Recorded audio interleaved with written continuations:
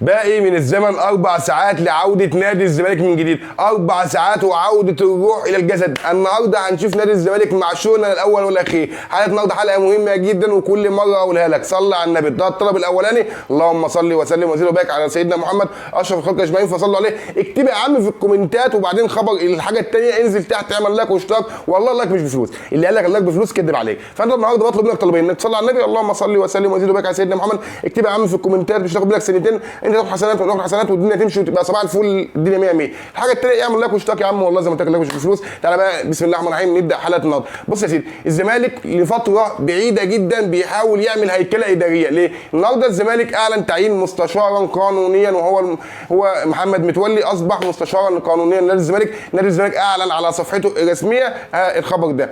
بص بقى، الزمالك بقاله فتره طويله جدا ما عندوش حاجه اسمها اداريه، يعني مفيش حد مرؤوس وحد رئيس والناس دي شغاله تحت بعض وبيعملوا شغل. ما حصلش الكلام ده من فتره طويله جدا من ايام سياده الراجل اللي كان بيزعق على طول ده، اللي انت عارفه وانا عارفه، سياده المعلم. المهم يعني، فالزمالك النهارده وامبارح اعلن زي ما قلت لك النهارده مستشارا اللي هو اللي يعتبر المحامي عن نادي الزمالك، والحاجه الثانيه اعلن امبارح عن تعيين عبد الرحمن اسماعيل مديرا للتعاقدات. تخيل بقى الزمالك من فتره طويله بقى عنده مدير رياضه متمثل في جون ادوارد، بتاع مدير للتعاقدات متمثل في عبد الرحمن اسماعيل، مستشارا قانونيا في محمد متولي. فالزمالك بيعمل هيكله اداريه المفروض يعني المفروض كانت اتعملت من زمن الزمن. فالنهارده انت ماشي على الطريق الصحيح. فكره تعيين جون ادوارد ده كانت فكره جهنميه، او مش جهنميه، ده كان الطبيعي، خلي بالك. بس بالنسبه لنادي الزمالك دي فكره جهنميه. ليه؟ لان انت كنا ماشيين سمك لبن تمر هندي صباح الفل، الدنيا يعني ماشيه على كيفك، كل واحد بيعمل اللي عاوزه من ايام زمن الزمن. فدلوقتي الزمالك بيرجع للطريق الصحيح بتعيين جون ادوارد، الراجل اللي عمل لكل واحد مهامه. مجلس اداره خليك في الاداره، انا خليه مدير رياضي للنادي متمثل في كل حاجه، تحتيه عبد الرحمن اسماعيل وعندي ناس جيش شغال تحتيه. فده خلي بالك والله العظيم صفقه الموسم هي تعيين واحد بيفهم، سيبك بقى من اسم جون ادوارد، واحد بيفهم يكون مسؤول عن اللعيبه ومسؤول عن المرتبات ومسؤول عن الصالات ومسؤول عن الالعاب الرياضيه ومسؤول عن كل حاجه. فشابوه جون ادوارد، وانت في حضره جون ادوارد يا ولد، فلما تقول جون ادوارد لازم تقوم تقف. تعال بقى نتكلم في الخبر الثاني، الجناح الشطه اللي ملهلب اللي مخلي صفحات الاهلي هتموت. ليه؟ عمال يكلمهم بالاسعار وازاي بيجيب فلوسه منين، واحنا ردنا بفيديو مسحنا بيه على كل الناس الهبله اللي بتتكلم وبتدلس ومش فاهم حاجه. هم راحوا جابوا القيمه التسويقيه لكل اللعيبه، يعني مثلا كمثال اللاعب ده كمثال يسوى مثلا 5 مليون، فالزمالك جابه مثلا ب 2 مليون، حلو. فيقول لك بص الزمالك جايب لاعب ب 5 مليون، يا عم ده قيمته التسويقيه. يعني انت النهارده مثلا بتقيم امام عاشور بكام؟ بعته بكام؟ وزي ما عليه قيمته التسويقيه بكام؟ بعته بكام؟ ده انت بعته باكتر من قيمته التسويقيه. ركز في الكلام. فالقيمه التسويقيه مش دليل انك جبته باغلى او بارخص، فاهمني؟ فما تجيش تدلس، لان وحياه ربنا احنا مستحملين الكلام من الهجص ده فيكونوا في جنب. لكن سيبنا بقى من الهبل ده كله. جناح الزمالك الجديد خوان الفينا ودع زملائه النهارده عن طريق فيديو، والزمالك ان شاء الله هيعلن وصول اللاعب النهارده ويكون موجود في تدريبات الزمالك. فان شاء الله هيكون جناح على قد التوقعات ويكسر انف اللي خلفوهم. انا بتكلم على الصفحات المأجوره اللي شغاله تحت جيم وبيدوهم فلوس عشان خاطر ايه؟ يقفلوا صفحات وعشان خاطر يهاجموا الزمالك وعشان خاطر وي وكده. الزمالك اصبح كامل العدد في مواجهه سيراميكا كليوباترا. طبعا اللاعب مش هيلعب، لكن انت اللي عندك سكوادك بقى كامل ان شاء الله. بص بقى يا سيدي، انا عندي يعني مستني ال4 ساعات دول يفوتوا على فارغ الصبر، لان انا عاوز اشوف نادي الزمالك من غير الجزيري ومن غير مصطفى شلبي، من غير سيد نيمار، من غير الزناري، من غير الناس دي كلها. حتى لو دونجا اللي انا قلته كمان، ولا مش عارف قلته ولا قلتوش، بس دونجا كمان، حتى دونجا والجزيري اللي موجودين هيكونوا خيار ثالث كمان ان شاء الله. انا كنت مع فكره رحيل الجزيري لاني شرحت لك مليون مره، لان الراجل ده بيقنع كل المدربين وبيلعب، ده حاجه يعني مش عارف اقول لك ايه. فان شاء الله انا متشوق لشوف الزمالك النهارده. تعالى بقى نتكلم في التشكيل. كلمتك امبارح في التشكيل متوقع بالنسبه لي، اللي هو محمد صبحي في حراسه المرمى، عمر جابر على اليمين، محمود بنتيك على الشمال، في قلب الدفاع صبحي بتاع يبقى حسام عبد المجيد والونش قدامهم. لو هيلعب باثنين هيبقى شحاته وعبد الله السعيد، لو هيلعب بثلاثه هيبقى شحاته وعبد الله السعيد وانا بنعمل دونجا. اللي انا اقول لك على حاجه، انا ما بكرهش دونجا، خلي بالك، مش بحبوش. انا بحب دونجا جدا جدا جدا على المستوى الشخصي، انا بحبه خالص. قبل كمان ما يجي الزمالك وكان بيلعب في بيراميدز كنت بموت فيه بامان، انا مش هكدب عليك. لكن مستوى دونجا بقاله فتره هابط، مخلي الناس تكره حتى تشوف الكوره مع في رجليه.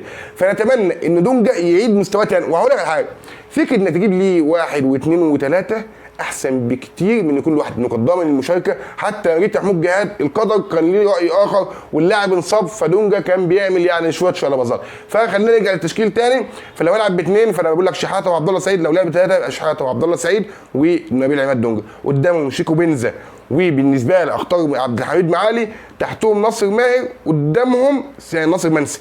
طب هيلعب بثلاثه في نص الملعب، هيبقى شيكو بنزا وناصر ماهر وقدامهم ناصر منسي. لكن بالنسبه لي احمد حمدي لو موجود في فورمته العبه ولا اي حد. احمد حمدي من اللعيبه اللي انت تتمتع وانت بتشوف كوره تحت رجلهم. ليه؟ لعيب سلس. خلي بالك الزمالك من فتره بعيده قوي هيبقى عنده دكه يعتبر دكه محترم. انت عندك هيبقى عندك حدي الدباغ لو جاهز تقدر تستعين بيه، عندك ادم كايت تقدر تستعين بيه، عندك عبد الحميد معالي تقدر تستعين بيه، عندك اكتر من لعيب تقدر تضيفهم في التشكيله يعملوا لك فارق. ده اللي كان فارق النادي الزمالك في الموسم اللي فات. حتى اللعيب اللي كان بينزل كان اقل من اللي جوه، فما كانش بيضيف لك جديد. فالزمالك النهارده بيبدا على الطريق الصحيح. فاتمنى خلي بالك المدرب هيجيب اللعيبه اللي تخلي الكوره في رجلهم سريعه وسهله. بمعنى ايه؟ مش اللعيبه اللي تحتفظ بالكوره كتير. فعشان كده هو معجب جدا بعبد الله سعيد، اللاعب اللي هو لمسه ولعبه او لمسه ولعبه بيوصلك لحد الجون. فان شاء الله الراجل ده بيحب الضغط العالي، بيحب الكوره تكون سريعه، بيحب الضغط. الراجل ده كورته هجوميه اكتر، فهيحب اللعيبه اللي الكوره بتاعتهم سريعه. فاتمنى النهارده ان انا اشوف زمالك ممتع. انا مش عاوز اكتر من ان انا اشوف زمالك بتاعي ممتع ان شاء الله. بس انا عاوز الاداء برضه يتحسن وعاوز النتيجه. يعني مش هقول لك بقى انا اشوف ممتع واخدك بالحضن والدنيا تبقى 100 في الاخر اخد نتيجه تخبطني على دماغي. انا خايف والله.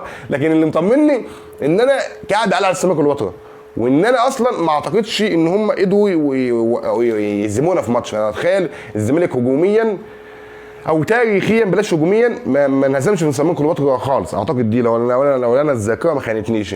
فان شاء الله انا عاوزك تقول لي رايك في الكلام بتاعي وتقول لي رايك في حوار التشكيل. انت رايك ازاي يلعب بتشكيل مين؟ انا بقول لك المدير الفني هيرجع لفكره ان اللعيبه كلها مش متجانسه مع بعضها. عشان تبقى عارف دي مش كل اللعيبه تجانست، لان في لعيبه جت في المعسكر من البدايه، وفي لعيبه حصل لها مشاكل زي فتوح، وفي لعيبه جت متاخر، وفي لعيبه زي علاء الدباغ جت متاخر زي ما بقول لك، وفي لعيبه لسه برضه الانسجام مش كامل. فانا بقول لك التشكيل ده وانا عارف انه مش هيعجبك، لكن ده التشكيل اللي فيه لعيبه اكتر تناسق ما بينها وبين بعضها. اللعيبه القديمه لعبت مع بعض في تناسق ما بينهم، اللعيبه الجديده دخلت معسكر ولعبت معاهم. انا عارف ان جماهير النادي الزمالك خايفه من الوديات، لكن انا بقول لك ما تخافش من الوديات. الوديات ليست مقياس، وكمان جماهير النادي الزمالك حاضره ان شاء الله كامله العدد. وعاوز دعم كبير للمدرب. دي رساله لجماهير النادي الزمالك اللي هتتواجد في الماتش، دعم كبير للمدرب، لان احنا فعلا نستاهل المدرب ده لو ثبت نفسه يكمل معانا فتره، وتكون انا عندي عشم ان السنه دي تكون موسم تاريخي بالفوز بكل البطولات، حتى لو وقعت منك تقع منك بطوله. انا اتمنى كده.